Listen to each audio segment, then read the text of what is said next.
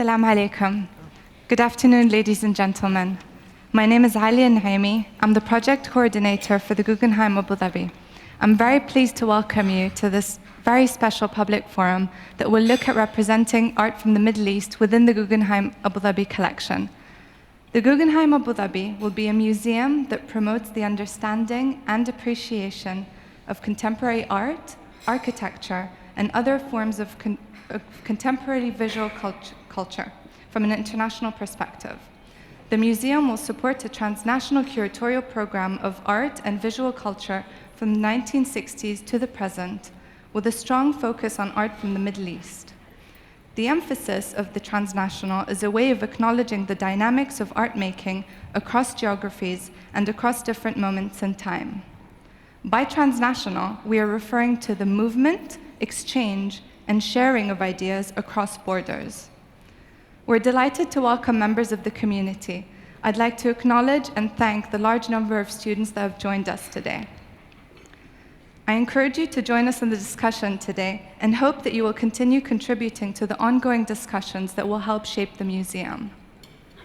I'd now like to introduce my co-moderator, Reem Fadda, Associate Curator of Middle Eastern Art, dedicated to the Guggenheim Abu Dhabi project at the Solomon R. Guggenheim Foundation, who will introduce the panelists and the topic of today's discussion. Welcome, everyone. Thank you all for joining us today. We're convened here today for this panel to really underscore one of the most important things that is concerning the mission statement of the Guggenheim Abu Dhabi, the Future Museum.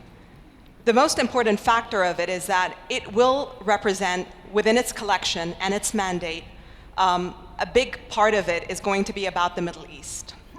It'll focus on modern and contemporary art from the Middle East, and especially looking at the culture and artistic heritage of the UAE, Abu Dhabi, and the greater Arab world. This is really to try to provide a nuanced voice and try to provide for a historic and local understanding of what that art and heritage and culture looks like, and to really weld it into a larger transnational and international narrative. We understand that we are an international museum, and we provide for an international voice of art. But it's also very important to look at what we have here within our own local heritage. It's a very important message, and we feel that it's something that we are looking and excavating and researching and trying to provide for all the important details of that art history. But that art history is really untold. It's untold within museum structures. It's untold within even universities. It's an uncharted history. There's a lot of responsibility that lies on the shoulders of the Guggenheim Abu Dhabi.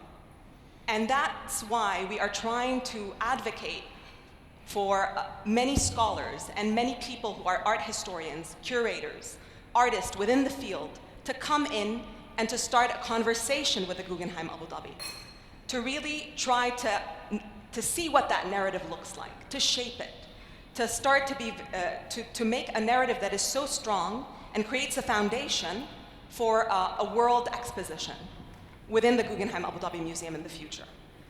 It's a very important narrative, and this is why we are trying to conduct these sessions, what we are calling think tanks and focus groups, and we've been doing them across the years now, and we have one that is now upcoming in the next 2 days, where we're inviting a group of scholars and curators and art historians to discuss these very core ideas.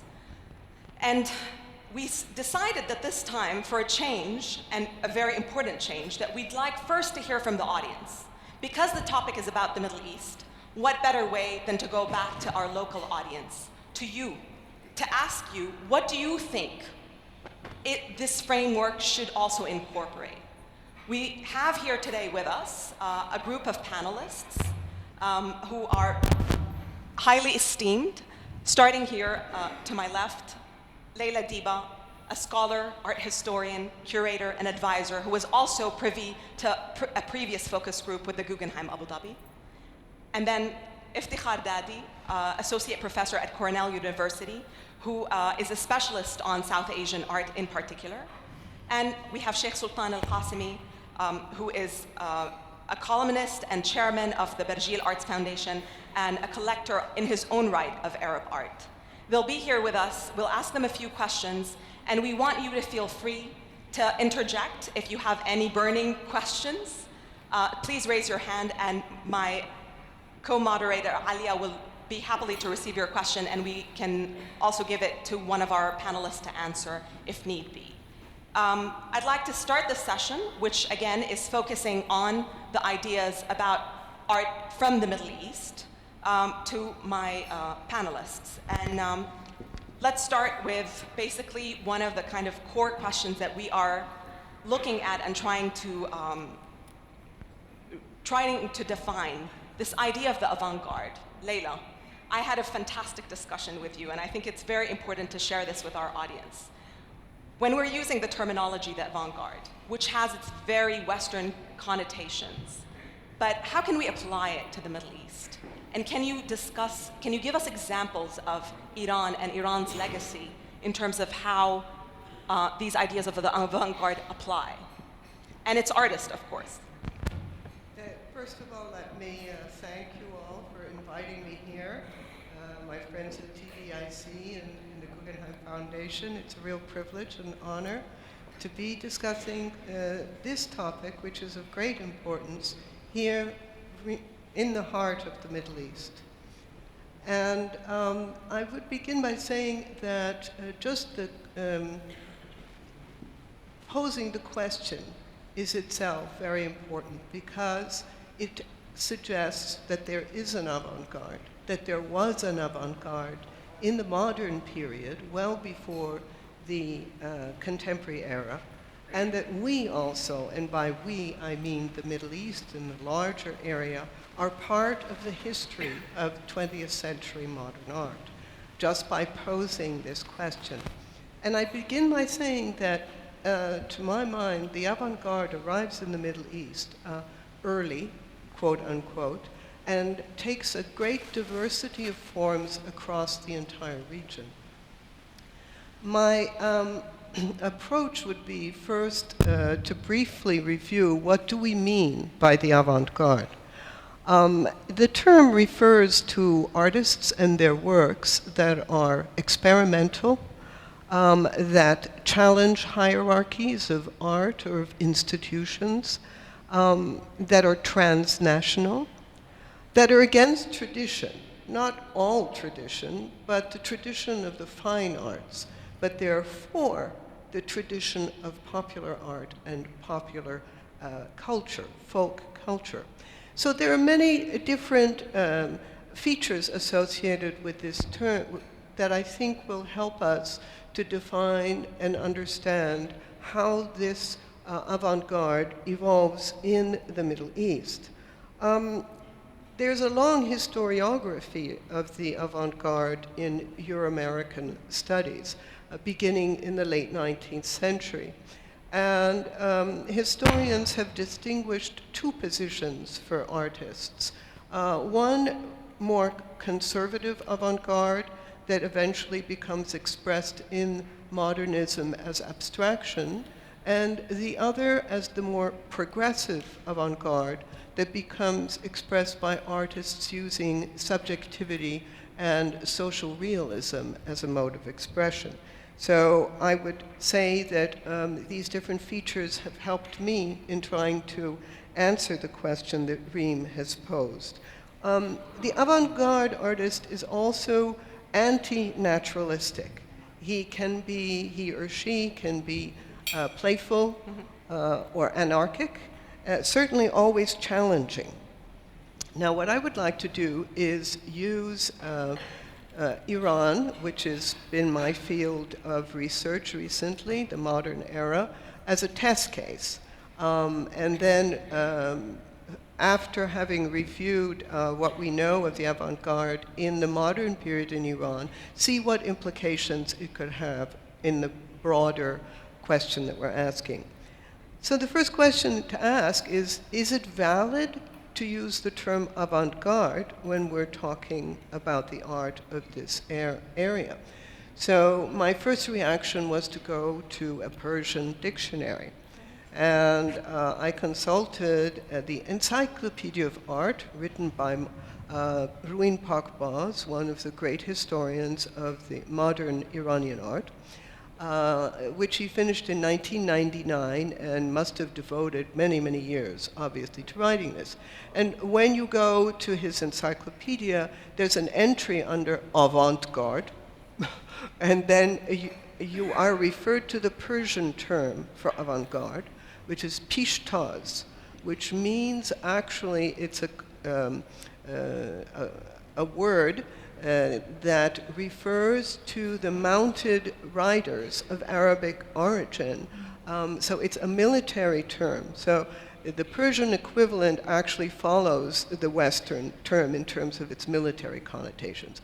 And after pishtaz, then you're referred to a very long entry on modernisme. And I'm pronouncing these words the way they are pronounced by Iranians. And that entry talks about modernism in the West, in Euro-America. There is no entry for Iranian avant-garde. There are entries for Saqakhane, which is the most important modern Iranian art movement, or for Naqashi-e-Khat. So we can infer from this that the term has a validity, that Iranians try to find Persian equivalents for terms like this, and in my mind that there's a certain conflation in the literature between avant-garde and modernism, and yet for us they're two very different things. So my first question also was, why is there no entry on Iranian avant-garde? Is it that it was considered as a subtext, a footnote, or was it simply suppressed? So if I could now pass to some remarks. Yeah, Iftikhar, I wanted to ask you actually to tie that in, because I think that's very important that you're pointing out Saqakhane particularly as a movement that was actually charted in part of the avant-garde, and we know that calligraphic abstraction is a big motif in terms of the ideas of modernity and the development of arts in many parts of the Arab world and South Asia and Iran and Turkey. Maybe, Iftikhar, you want to address that in particular? And also, if you want to define it in terms of the terminology.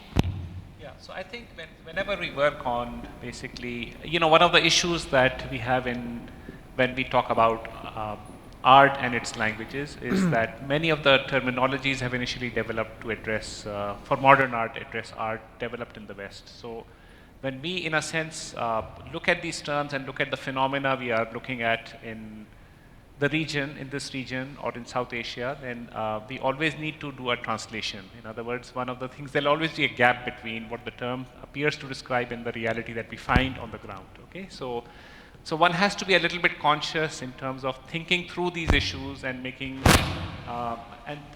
thinking about these gaps and also making translations. And I think, Leila, the careful elaboration of the avant-garde you gave is an example, I think, of. Is this me or No. okay? Is an example of that precisely that the problematics of translation. Having said that, I think for me, let me just say very kind of thematically that modernism, for me, in a sense, evokes the sense of really arts for art's sake, right? And whereas the avant-garde, schematically sort of points to an art seeking a relation with society, right? And but I think even when we look at developments within the region, and I think even the region itself, we need to. This is again one of those issues of translations that artists can actually take an active role, because when we say the Middle East or South Asia, where do these terms really come from, right? They come from either histories of the British Empire or American Cold War context, okay? So in other words, we don't need, as artists especially, we don't need to necessarily take these terms as a given. But in other words, one of the challenges and excitements of artistic processes might be to, in a sense, problematize these in all sorts of interesting ways, right? So having said that as well, let me just say that, from the 50s onwards, you have a number of artists who are both, in a sense, working as modernist artists, in other words, working for, in a sense, arts for art's sake, okay, or creating really aesthetic objects, okay, and also artists who seek a relation with society. And there are a number of names that come to mind. I can, there is, Sadiqin and Zahrul Akhlaq and Shamza, M.F. Hussain, who spent the last years of his life in Qatar, and Souza. These were both artists from what is called the progressive art group in India, and various others that we have from South Asia. But these are also artists who traveled, right? So in other words, they are part of what we might understand to be Indian artists or Pakistani artists, but they're also artists. Some of them lived extended periods of their life in other countries, okay, and also spent time in what is called the Arab world. Sultan, my question for you also comes from our earlier conversation where we were discussing how important it is to look at the history that starts to nuance our understanding of the contemporary here in the Arab world, be it an art history or the history of the entire region. And I think you have a lot to say on that, specifically because you were discussing a lot of the examples of artists that you know of and you've collected. So I think it'll be very important to hear from you. Well, it's important to keep in mind the colonial history of the Arab world in the Middle East. When you think about art, much of the Arab world was literally sculpted in boardrooms in Europe. The borders that separated the tribes and nations, some of them are don't actually reflect these countries. Many of the people of the region used to migrate to Iran, South Asia, Africa, and back. This cross-migration affected the artistic movement. I think it also enriched the artistic movement. And we have to keep in mind that the time scale that is applied in other countries should not necessarily be applied in the Gulf or in the Arab world. Modern in America and Europe does not necessarily have to mean modern in the Arab world or South Asia. A lot of the artists that you see, some of whom were shown in the background here, also reflected their contemporary history, the politics, the wars, the conflict that took place in their own countries, in their art.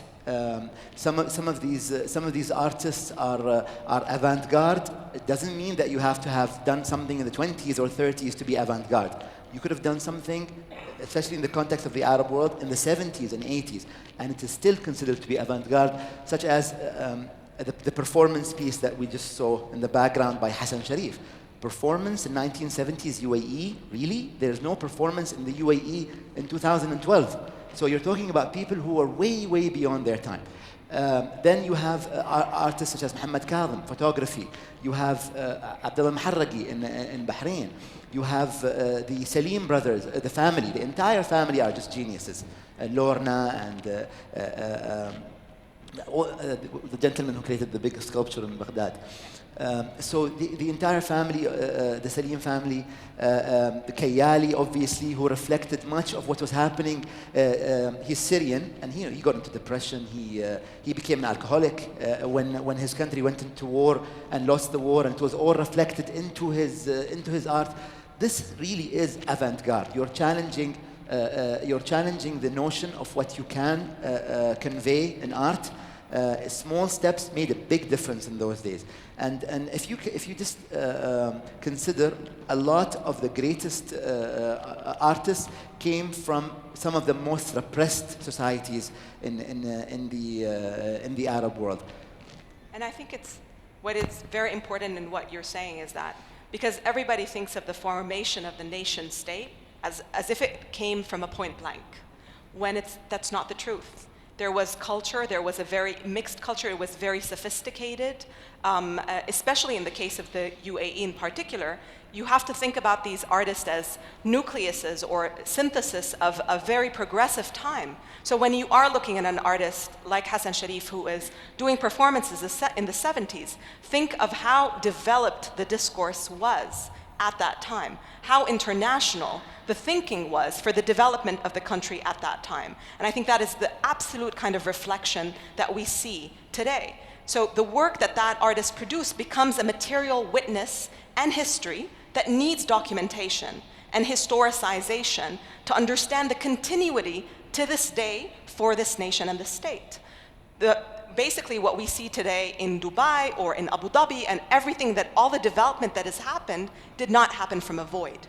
There are intellectuals. There is the genius artists behind it that also have grabbed and grappled and thought about all of these different circumstances. And I think I want to bring it back to the artist really. And maybe Leila, you can also discuss some of your favorite artists or those avant-garde artists that we're talking about. I would very much like to talk about a few of the artists because I think that they have helped me to focus the discussion about when the avant-garde appears. And the first moment in Iran is in the late 1940s, post-World War, when artists begin to travel to Europe. And the avant-garde first expresses itself at that period as a movement against the academic art. So what you were saying earlier about these different historical trajectories, to be avant-garde in 1940s Iran meant you were reacting against the school of Kamal al-Mulk and naturalism and against the style of Safavid revival painting. So how did you do that? You adopted the language of post-impressionism and cubism. And in the late 1940s, an artist who's associated with this is called Jalil Ziapour. And he became the standard bearer of cubism and modernity in Iran in a period when there was a lot of intellectual ferment and a lot of intellectual discourses about nationhood and the development of a modern art. And he actually established a journal, an art criticism journal called Khurus Jangi, which means the fighting cock. And this lasted for about 5 issues. And the logo of the Khurus Jangi you can see in the loop behind me. It was designed by Ziapour. And what was remarkable, I think, about his role was that he went to Paris, and there he was there for 2-3 years, and he studied with André Lotte. And for me, I tricked you all a little bit because I put a painting by André Lotte among all the Middle Eastern avant-garde, just for you to think about the correspondences, the transnationalism, if you like. Because next to it, right after that, comes a painting by an Iranian artist called Kazemi, and I would argue that one is not better than the other. Anyway, so Ziapour was this seminal figure as a translator and a theorist, but in terms of his art was not completely resolved, his struggle with abstraction and finding a local expression for that. This happened in the early 60s, and we situated with the artist Hossein Zenderoudi and the other artists of the Sakhakhane movement, which was a movement that had many parallels with the Hurufiyya movement across the wider Middle East, and it used calligraphy and a popular culture. Zenderoudi was an avant-garde artist in all ways. In other words, his lifestyle was avant-garde. And to give you an example, he wore an afro. And this is in the late 60s in Tehran, which, believe me, that was avant-garde. And he was picked up by the police, who shaved his head. And he came to his friend Kamran Diba, who was, again, an avant-garde artist and the future founder of the Tehran Museum of Contemporary Art. And he was in hysterics because his show was opening at a gallery that night. So Diba recounts this sort of Max Sennett-like comedy episode where he has to take him and get him a wig. And he gets him a wig, and he goes to his gallery opening with his afro wig. So Zenderoudi, I think, exemplifies the avant-garde in many ways. Another artist who again was he was influential in many ways, he's Armenian, Russian, Iranian, American artist, Marco Grigorian, who lived between 14th Street in New York and Tehran, and he was a teacher. He collected Kahvehune paintings. He founded an art gallery. He was an impresario. And he produced what? He produced earthworks in 1960s and 70s Iran.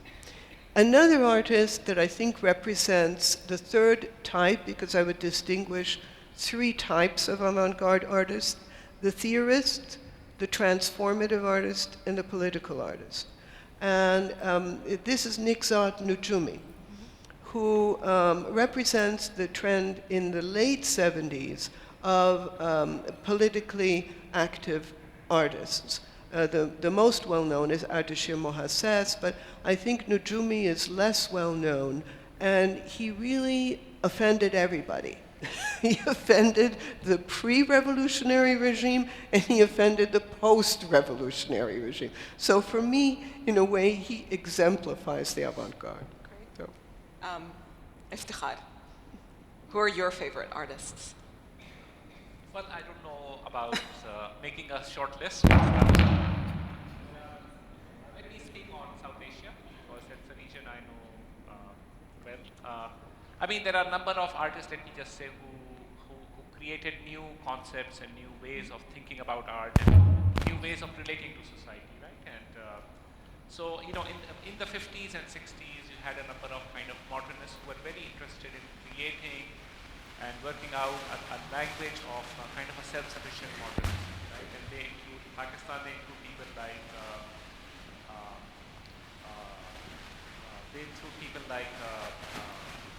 Zubaida Agha, who's a woman who was actually Pakistan's first modernist. So it's very interesting that this painter is actually also the artist from East Pakistan is now Zainul Abidin, who was both working in that kind of modernist Indian, but also very much interested in looking at social studies.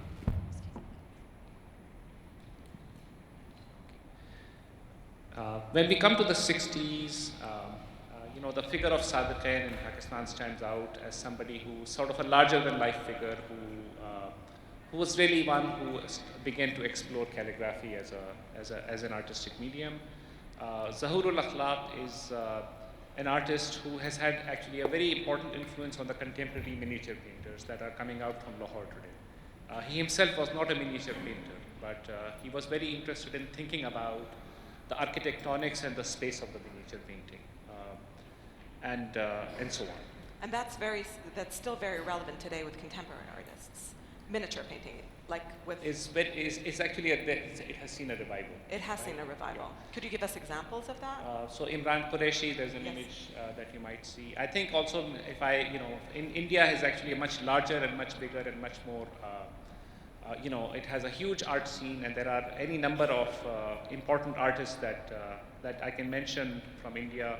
I mentioned M.F. Hussain and Souza already as part of the first generation of post-independence artists, and India has had many kind of important schools of artistic work, and I don't want to embarrass my friend, but actually a very important Indian artist is sitting in the audience. Vivan Sundaram is right here. So. And there are a number of contemporary Indian artists also working in very ambitious, I think, and important ways, which include media practitioners such as Raqs Media Collective. So those would be and Sultan, for you, if I know you've given us a few examples, but also because that the Middle East is quite large, the Arab world is quite large, and maybe you want to discuss some of what you have in Berjil art collection, of some of the works that you've spoken about quite passionately. The foundation that we have concentrates on Arab art, although I buy some Asian and Middle Eastern art, Turkish, Iranian, South Asian.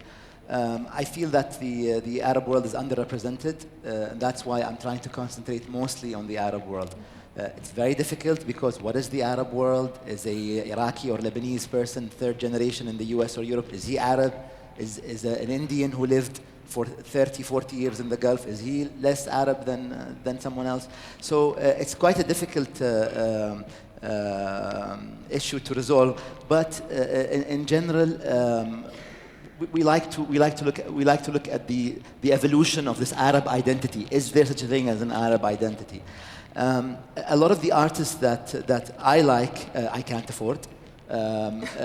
But for example, there are people like Mahmoud Mukhtar and Mahmoud Saeed, the father of the sculpture movement of the Arab world, who I heard was showing. When was it? Saeed. Mahmoud Saeed, sorry, great Egyptian painter in the 30s and 40s. Reem told me. Yes, he was showing in New York in 37 and 38, and he was in the Louvre in the 40s, and he was in Venice across in the 40s as well.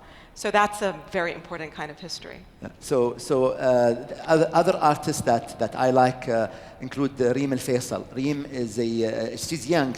I shouldn't mention a girl's age, but she's quite young, and she's from Saudi Arabia, and she is the first person to be allowed to take photographs in public in Saudi. Yes, she's young, and yes, it's not avant-garde compared to some Western countries, but for someone to go above buildings and towers and take photographs of Saudi's daily life and of Mecca and Medina is a huge leap forward, I think, for that young lady. She also took photographs of the Nation of Islam in America. So it's not just Arab or Middle Eastern paintings. Other artists include Abdullah Saadi, who is an Emirati who showed in Venice last year. What he did, and this is a lesson to young artists, he just walked for 20 days in northern UAE. So think about it. How much dedication would you put in your art? Walk with a donkey and a dog for 20 days and start documenting in the country. You have the Wanli brothers, Saif and Adham Wanli of Egypt. The Kayali, obviously. Fatih Mudarris, Ismail Fattah. Some of these artists actually came and worked in the Gulf, and some of them were saved by Gulf patrons. So it's interesting the role that the Gulf played, and we'll come back to this later on. But yeah, you want me to talk about it now? actually, Yeah, could you expand on that? Tell us about the role of Gulf patrons and how they influenced the evolution of the avant-garde. Well, it helped that there was no wars in the Gulf. So there was wars all over the Arab world, honestly, but more or less the Gulf was peaceful, and hopefully will continue to be peaceful. So you have institutions like the Cultural Foundation Abu Dhabi from the 70s, 80s. I remember as a child coming to exhibitions here. Then you have in the Sharjah Art Biennial. Then you have individual collectors, such as a very important individual but very camera shy. There is no photograph of him available. Adil Mandil, a Saudi Arabian guy who established the Kinda Art collection, which showed in Institut du Monde Arabe in Paris 9 years ago. No one, I haven't seen him, I haven't met him, I would love to. He's like a hero for me. So he collected a lot of the Arab art that is available in the Gulf. One of the superheroes of the Arab art movement is Hassan Al-Thani of Qatar. And in the 80s, Hassan invited many of the Iraqi artists and other Arab artists where their country was actually at war with Iran. And I don't think a war environment was very conducive to creating art. But he flew them to Qatar, and he gave them these massive, rooms and canvases, and they were able to create murals. And their small paintings are worth $40,000, $50,000. So you can imagine, murals of 7, 8, feet long. Then you have Sheikh Hind and Sheikh Nasser Sabah of Kuwait also played a very important role. Mostly Islamic collection.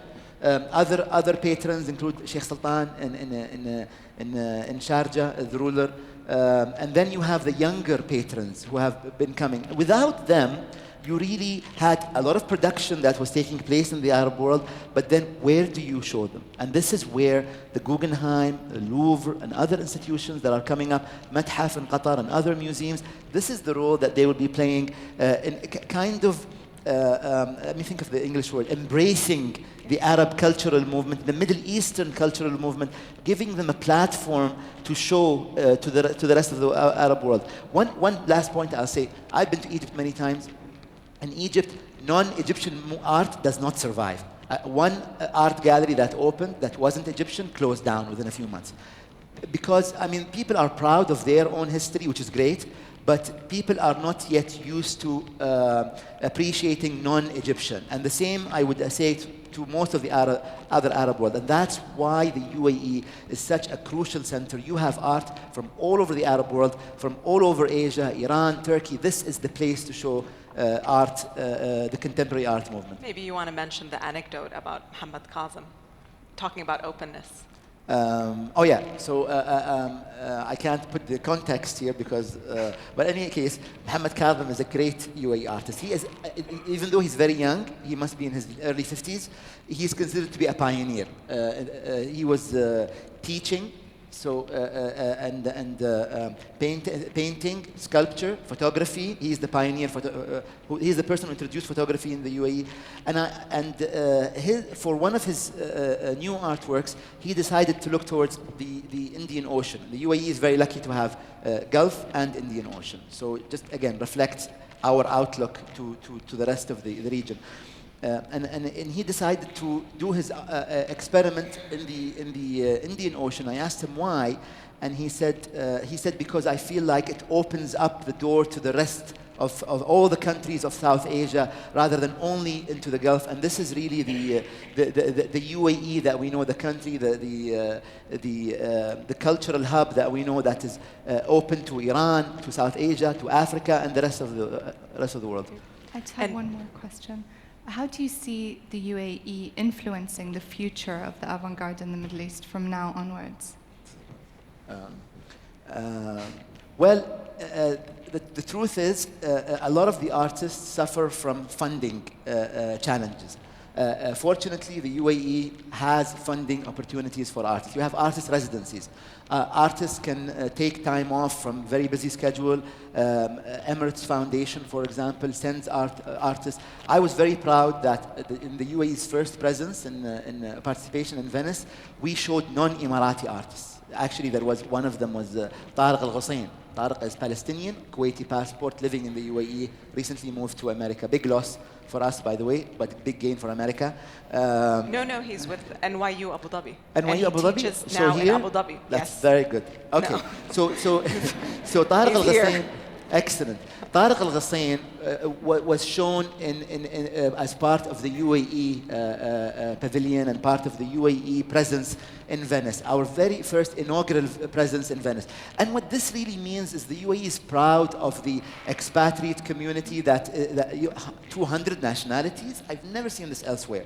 So we're not only dialoguing and debating within each other. It's not just these young, amazing Emirati students talking amongst each other, but you know, the Emiratis talking with the Indians, with the Europeans, with the Africans, with other Arabs, and this is really where the UAE stands out. It is not just a monotone environment. It's not just a place where one culture is dialoguing with itself, but we are taking the best of what the world has to offer, kind of mixing and twisting it and improving it and sharing it with the rest of the world. No other country does this. I don't think even in the world. And we're very proud of it. And Iftikhar, to go back a little bit in history, because I know that you know of some examples of how South Asian artists were also present in the Gulf and in the UAE. Maybe you can share some of those examples with us.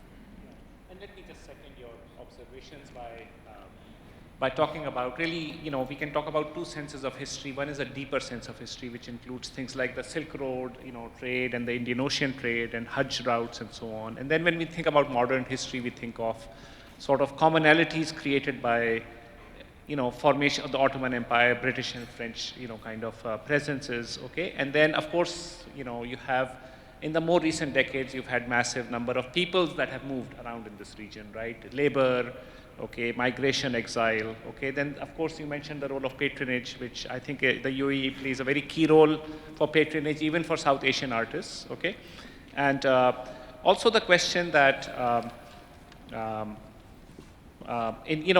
just let me give you some examples that, for example, Sadiqain, the Pakistani artist, made a mural in Abu Dhabi in 1979, which we only recently found out about. And the Indian artist Nasreen Mohammadi had lived in Bahrain from in the 50s and did an exhibition there in the late 60s as well. And she also visited Kuwait and visited Turkey, etc. Right? And I already mentioned M.F. Hussain, a leading Indian artist who died recently, had, who has had solo exhibitions in places like Baghdad and Kabul in the 60s, okay, and then lived, towards the end of his life, lived for many years in Qatar.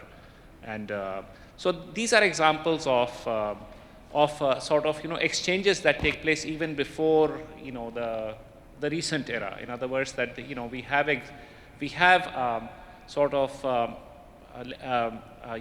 exchanges and artists interested in meeting with each other and visiting other places and exchanging ideas and having exhibitions from the 50s and 60s, okay, and all the way up to, of course, to the present, where you really have an amplified and expanded art scene. I think this is all very important information to look at, and hopefully what we're attempting to think about in terms of this information is how do we download it and institutionalize this information and make it available within museum context. When you are looking at future exhibitions and future collections, this is a lot of the information that you will see manifest in these places. And that's a different kind of authority of a narrative, and one that we should not take lightly. I think that's a very kind of important thing. I think we are ready to wrap it up from our end and wait for questions from our public, which I assume there will be a lot.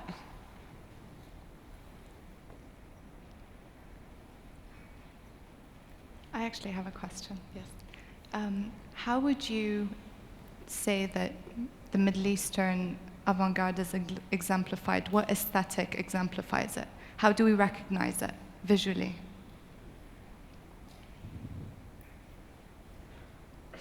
It's a tough question. Mm-hmm. I think any art that makes you think, okay, is and it affects new ways, new concepts, new ways of thinking about, either aesthetics or society, or is effective. Okay, so that is art that works for me. That's a very simple definition, but I think it's works for me. Thank you. Anyone else? We have questions in the back. Hi, my name is Maggie Hannon, and I am the Artistic Director of Resuscitation Theatre in Abu Dhabi. And my question is that would you accept that the performance of women on the stage in Abu Dhabi would be considered avant-garde and would contribute to the development of the UAE? And if so, what would you do to support them in that and their opposition that they face from their families? Who would like to take it? Sultan? Is this for me? Okay. I'll try not to get into trouble. I remember coming to Abu Dhabi in the 90s. I attended a few ballets, and they were wearing ballerina dresses, but they kind of had long tights. But it wasn't ballerina tights. It was like jeans tights. It wasn't. And now you have, I don't know, the top performers of the world performing in Abu Dhabi, and where other countries are going backwards, the UAE is leaping forward, and I think that it reflects on the tolerance and the respect of the UAE culture in general. And when I say UAE, I just don't mean nationals. I mean everybody who lives here in the UAE towards each other. This plays a big role in encouraging artistic performance by foreigners, by expats living here, and by UAE nationals. We have a very strong theatrical movement as well. There are theater festivals all across the UAE. We'll have, there's a long way to go, I think, before we hold plays such as the ones that you see that are very safe, very sexual in nature. And I don't think that people necessarily want to see this in the UAE, but we're very proud of where we arrived over the last decade or so. Any other questions? Go ahead.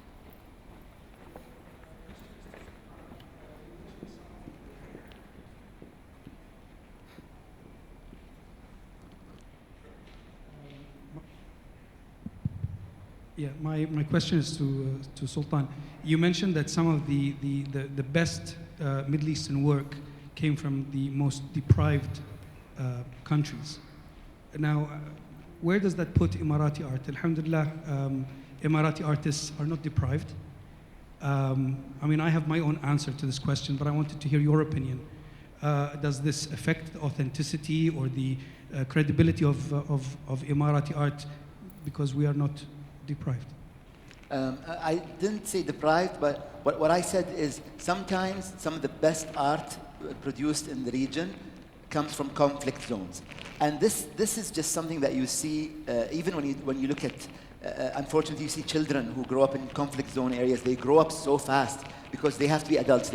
When they're 7 or 8, they are as mature as someone twice their age in some other countries. And I think that artists that come from conflict zones, again, it's very unfortunate, but because they have to be very careful with the material they use. They can't keep reusing it. They have to be very careful with the political message in the artwork. Some of the most important artworks, again, came from the regions that suffered defeat in wars. Some of the top Syrian artworks, like Lu'ay Kayali, were produced after Syria and Egypt lost wars in the 1960s and 70s. There was another artist in Egypt, the name escapes me, who produced a painting, and the king attended the opening, and the painting was of a line of people standing in poverty. There were just 7 or 8 Egyptians, very poor, and he said, "This is what Egypt represents." Sorry, Abdelhadi al-Ghazal. Thank you. So it's a masterpiece, and I think in the context of the UAE, to answer your question, I'm not saying that the quality of the art is less, but I'm saying that the message, the political message, the maturity, unfortunately, a lot of the sadness that fortunately we don't have in the UAE, you see it expressed. What artists can do to maybe they don't want to include this, but to reflect this, is perhaps travel or talk, interview, read. This is something a lot of the young students in the back, reading, interviewing people, will enrich the art that you produce ultimately. I think it's also important to add that art really flourishes at times of, art is about excess, and it is about a point where you can have the privilege of being able to reflect and look at things and criticize it and have that distance. In states of war, that becomes definitely something that is lacking for the arts. That's why we see a lot of the artists who come from places of war produce at their best when they are not in their countries, when they are living in the diaspora. And that is another case for looking at diaspora arts, really. So I do second the idea that places of where arts can flourish are places of stabilities and times of stability. So that is definitely an entire case for the region to be examined. It is very important to say that in the UAE, there has been definitely a movement that is avant-garde, that is contemporary, that has its also modernist lineage, and it's something that people should be proud of, and especially that it's not a big country, but it already has a great art scene. So this is something, and it also has its institutional framework that is it has its roots from early on.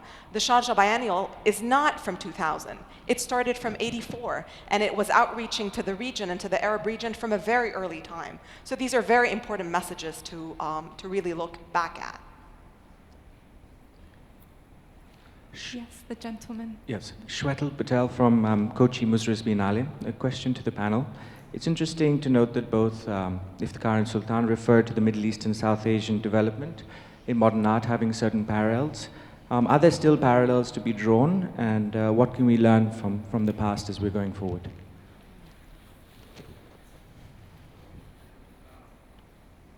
Can you hear me?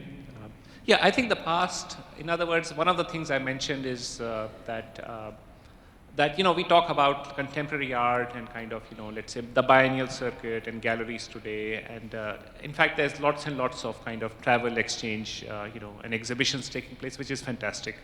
But what I wanted to say is that this is not, we shouldn't assume that we are devoid of history, okay? That in fact, the generation of artists before us were also, exploring, they were interested in expanding their horizon, their consciousness, meeting other artists. And in some ways, modernism itself is a national artistic form, but also a kind of a transnational form at the same time. And I think the artists realized this and availed of whatever opportunities they had, to make this happen. So I think a deeper understanding of where we are today, okay, just looking at even the 20th century is helpful.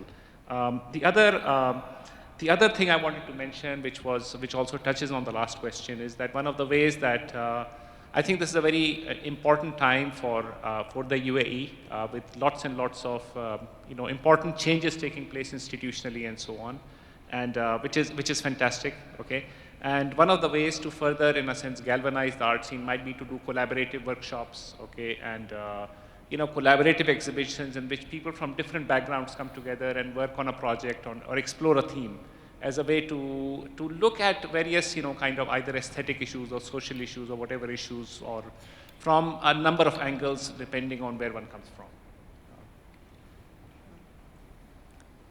I would like to say that I think that we're at a very important moment, a very critical moment in terms of understanding the modernism throughout the region. I think that in the last decade, some great progress has been made in studying regional modernisms. And this is the time to promote increased scholarship in that area and to begin synthesizing what we know. And that, I think, is a very important role for the Guggenheim to play. I think it's very important to begin gathering oral history, to speak with the artists and the participants who are still alive today, many of them are in their 70s and 80s, and gather their recollections of what modernism meant to them in their era. And I think we'll find some amazing discoveries where you'll constantly be surprised that what you find was actually happening in Karachi or Delhi or Cairo in the 40s, 50s, 60s. So I think it's very important to record this history at this point in time where we still can. Any questions from the students?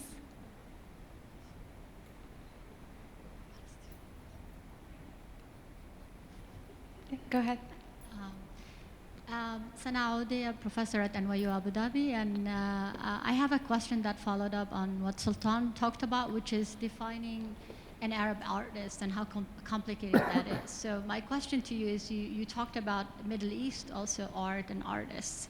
So can you define that as well? What does that Middle East means for the Guggenheim? My other question is about the Arab Spring. How do you see the Arab Spring affecting arts? Like, did it change? Is it more avant-garde? How do you see it? Which direction? Is there an impact? And the second question to that is, does the Guggenheim plan to do any special plans to curate the series of, for example, a series on Arab art during the Arab Spring, or archive it and maybe tell the story through the art expression? Thank you. I'm gonna answer in terms of the question related to the Arab Spring. If you ask me personally, I think let's say as a curator and art historian, I think it's way too soon to think and reflect now about what constitutes an art movement that is in relation to the Arab Spring. I think we need time to reflect and think about that and see the culmination of that, and that only comes with time. So we need time to really digest what has happened and time to reflect on what are the outputs and how are these manifestations important. So that is in relation to that question. I would say about Middle East, what constitutes Middle East art. As one of my close friends says, like to include Turkey into the Middle East because of the very high quality art from Turkey. So we're kind of cheating a little bit. But it's a very fluid notion. What is the Middle East? Is Azerbaijan Middle East? Is Georgia Middle East? Or is Georgia Europe? Is Sudan really Middle East? Or Sudan Africa? So there isn't really a box that you can put the Middle East in. It's culture, it's tradition, it's language, it's family, it's tribes. Some families go beyond the notion of Middle East into Chad, for example. Some families in Algeria, Libya go into sub-Saharan Africa. Does that include them, like the Tuareg? Does that include them in the Middle East? Does it exclude them? So I don't like to put things into boxes. The other question was art from the Arab Spring. I don't think that anything has emerged because of the Arab uprising, Arab Spring, but I think that there is more attention paid to art from the region because of this huge media frenzy that descended on the Arab world. If you notice, for one very good example is the art of graffiti in Egypt.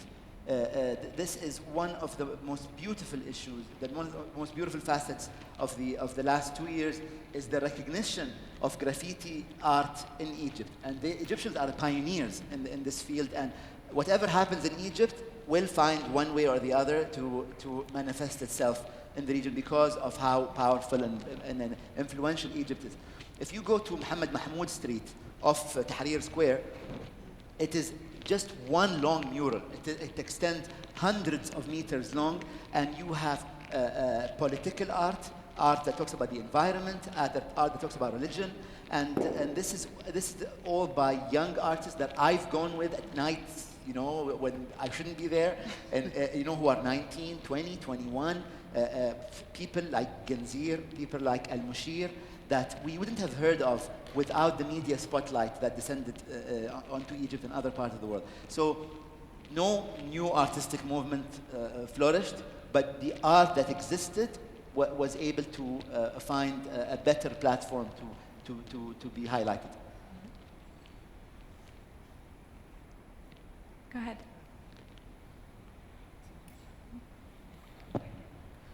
Hi. We can't hear you.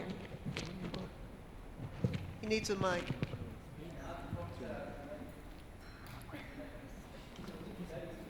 Sorry, there's someone in the back with a mic. Sorry. Sorry, I'm Shamoon Zamir. I'm from NYU, Abu Dhabi as well. I just have what may appear a slightly ungracious question. One of the things that all the panelists have talked about is the historical understanding of the avant-garde. And it seems to me one of the fundamental contradictions in the way we are discussing what we are discussing today is that historically the avant-garde at least has been institutionally an outsider. And what we are talking about here is instantly institutionalizing an avant-garde. And I'm just wondering whether the panel would like to reflect on the whole project, that we are taking what in contemporary terms we often speak of as an oppositional or an avant-garde, but we're actually talking about instantly inserting it into the art market and a gigantic state-sponsored institution. There is surely some level of contradiction here which is worth reflecting on. Yeah, I mean, I would answer that question first by saying the avant-garde, a lot of the examples that were given actually lived in opposition. That's what they did. They've lived for 60 and 70 years in undocumented history in institutions. And they were absolutely about, let's say, criticality, about reflection, about thinking about their own arts for an artist's own mind. They did not succumb to any institutional form of, let's say, they weren't subjugated to any market or institutionalized drives. What has happened here is that is an uncharted history. The institution is only going back in time to try to say, what does that history look like? It's not saying that this is something that is already forming and we are accompanying it hand by hand. We are looking at an uncharted avant-garde history, or histories that are complex, and we need to excavate and look at how they happened on the fringe, and in their own kind of locale and with their own circumstances. I do not see that as being absolutely, there is no contradiction whatsoever between the institutionalization, the institution's responsibility to go back and look at those histories. I think it's an absolute necessity in this time. We had another question from the gentleman. Yes, please. My name is Mohammed Al Saadun. I'm an artist and also art professor at United Arab Emirates. I did not hear from the panel members any clear definition of the avant-garde in the Arab world. You have 22 Arab countries, and the art movement in Iraq, in Egypt, Morocco, is even older than Iran and Pakistan. I haven't heard names like Jawad Salim, Shakir Hassan Al Said. These are big figures. They are known in Europe, in the United States, and also the Arab art in general is underrepresented. Only a few years ago, I was in New York where I got a book, art history book. There were only 2 Middle Eastern artists mentioned in that book. It's Suad Attar from Iraq, as well as Fak Hassan. So the Guggenheim Museum should really look very clear definition of who are those pioneer Arab artists, and how do you gonna select those artists from 22 countries. The art movement is huge. Most of Arab artists live in exile outside, especially the Iraqi artists since the US invasion. More than 1,000 Iraqi artists live in Jordan, as well as in Europe, United States, Egyptian artists, and so you need hard work to really look for those artists. There are no good publication on their artwork. There are no museum represent the Arab art except the Qatar Museum, Art Museum in Qatar.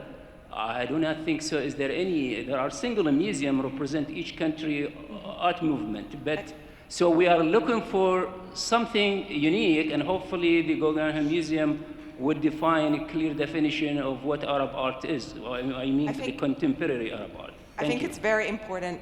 Everything that you just said is extremely important, and I think just to be fair to my panelists, Sultan actually did name a lot of the Arab artists, but as you're saying exactly, it's 22 countries, and it's even more than just that. And I think the purview of what the Guggenheim Abu Dhabi can look at is extremely wide and general. This panel is not going to be enough to go through the list. We were hoping that some of the images that also showed Dia Azawi and Shakir Hassan are just examples to say that it's such a diverse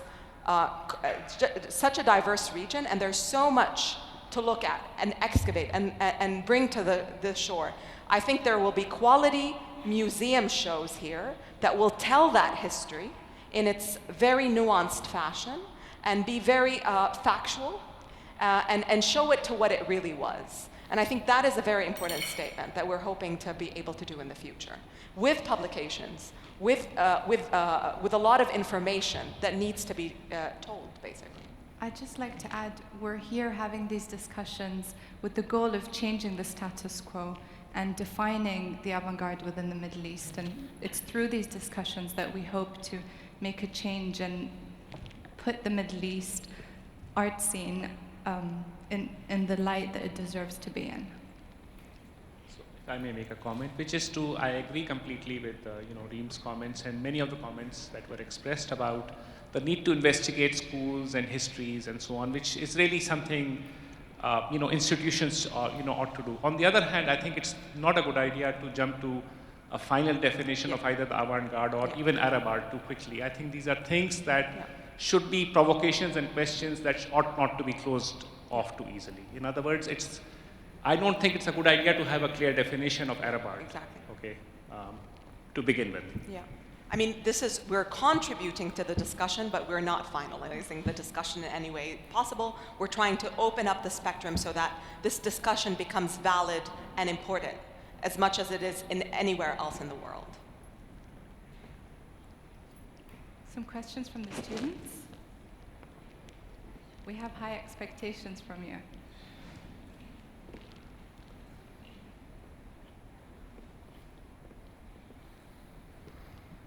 Hi, my name is Farah Jdeed from the American University of Sharjah. I'm a multimedia design student. And my question is, will the Guggenheim Museum just include or display works of known artists, or will it help in supporting new coming artists or even students that are studying design or painting or whatever art they want to show the world? Or yeah, this is my question. I think the most important kind of way to answer this is that we want to show, there's a lot to show, A. And then the most important thing is that just now, I mean, we were not able to discuss the multiplicity of things that, and the histories and the people that need to be shown from the region and this part of the world. But what we will show is quality. And that's the most important thing. And it will be museum quality work that, be it young or established, it will find a place within our museum. Yes. Hi, I'm Shiva Balagi from Brown University, one of the guests of this fantastic event that the Guggenheim has put together with TDIC. So my question for the collective speakers here is, as we're thinking about this future Guggenheim and the kind of art that it will exhibit and the kind of thematics and questions and art movements within the Middle Eastern art world that it will exhibit, can we also think of Guggenheim Abu Dhabi itself as being avant-garde in the sense of pushing through new forms of art institutions? Because one thing that I have really experienced coming to the Gulf in the past decade or so that I've been coming here is how much the Gulf and UAE is really, as Sultan and Iftikhar and everyone has said, a crossroads, a cultural crossroads. And the art that is exhibited here is really, there's cultural flows. So you have an Iranian who's producing the art in their studio in Vancouver, in Tehran, in New York, selling their art in Dubai, that then ends up being exhibited in America and Europe. And Abu Dhabi becomes the hub. The UAE becomes the hub of this trans-regional art world, this 21st century avant-garde art world. And if we can think about not just the artists and the art itself, but the art institutions, really rethinking how we can maintain those cultural flows rather than working to establish a canon in the MoMA way, which then, you know, people will be writing dissertations for the next 50 years explaining everything that's wrong with the canon. You know, so this is my question to you all collectively. I think that is a very interesting question and a very interesting premise. And I'll be very interested to see the discussions in the next 2 days with you involved, Shiva, and the rest of our panelists, to try to think about these models of how we can present and think of a way that this is not about canonization only, but thinks about different modalities of presentation. And it really starts to complicate that narrative of museum practice and ways of presenting artworks, for sure. I'd like to comment about the question of the museum. The museum is really a recent development in this area. Perhaps not in Ottoman Istanbul or Cairo, but it is recent here. And it has, in Europe, a much longer history and a public and an audience that is very accustomed to how a museum works and what it does. And I think one of the big challenges for the Guggenheim is to find a way of making this institution engage with the local public, not just internationally, but finding new ways and ways that are relevant to the region, particularly to present modern art. Yes, yes. which is I want to say that publics are, let's not think of the public, but publics, okay? And publics are usually not pre-given, but they are constituted, okay? In other words, that they have to be affected. And it is one of the ways whenever one thinks, if one is a curator or one is working in an institution, okay, I think this is always the question that one has is, who's going to be looking at this work, who's going to come in, and what, how does one think about effectualizing publics? And I think this is a particular challenge, especially for this, for the UAE, because as many of you have noted, this is, there is, let us say, a resident series of publics here, which are actually quite diverse, right? And there's also any number of people who are coming and going for various reasons to this region. So it's quite a challenge, I think, but an interesting one. Yes. Any other questions? Hi, I'm Maha Al-Ghfali, a visual arts student at Zayed University. I want to know what will be the role of UAE artists in the Guggenheim Abu Dhabi Museum. UAE artists will play a defining role in the Guggenheim Museum. As you know, the Middle East is a focus for us within the context of the transnational museum, so they'll definitely have a very special place. Any other questions?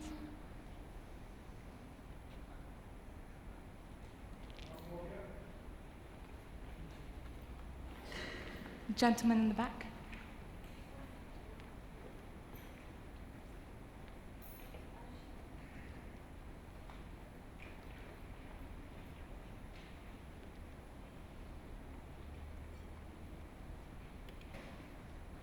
Thank you. I'm Martin Giesen from the American University in Sharjah, an art historian.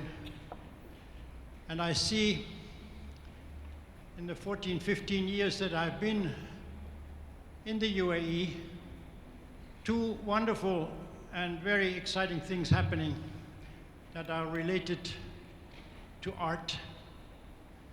One is that it looks like the UAE is coming to a point where it is inventing an identity that is truly unique in this world. Namely, not an identity that is based solely on indigeneity, in ethnicity, in the tradition of the Bedouin or of the pearl fishing past, but an identity that truly is able and willing to incorporate all the identities that bring us together here, creating a new direction. So the identity that is being celebrated, and the Guggenheim hopefully will celebrate, is not just a multicultural, but a very particular blend that is the identity of the UAE as it is supported by its totality of residents today. And the second... Do you have a question, please? Could you... The second observation... Okay. I'll ask you to turn it into a question. Okay. What are we going to do with the new generation of artists, architects, and designers who are now going to university and are getting their education here, and 80% of them are female? Is it worth trying to counteract that? Is it worth attempting to win some of the male members of this society to seriously deal in those disciplines? Or should we just celebrate that Peggy Guggenheim was also female? Thank you. Thank you. Sultan, would you like to answer this? You want to answer? I mean, out of experience, women are in the art field everywhere, and there is a majority for women to actively be in art schools and art fields everywhere. So this is something we need to celebrate and be very, very proud of.